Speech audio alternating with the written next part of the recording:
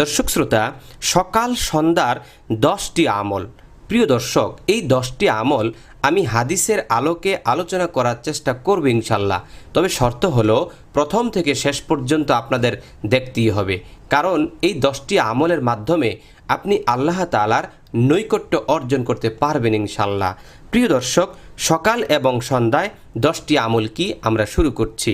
প্রথমত হলো, যে ব্যক্তি সূরা ইখলাস, সূরা ফালাক ও সূরা নাস সকালে 3 বার এবং সন্ধ্যায় 3 বার পাঠ করবে, এটি তার সকল বিষয়ের জন্য যথেষ্ট হয়ে যাবে। দর্শক শ্রোতা, সকাল এবং বিকাল আপনি এই 3টা সূরা পাঠ করবেন, তাহলে এই 3টি সূরা আপনার জন্য যথেষ্ট হয়ে যাবে ইনশাল্লাহ।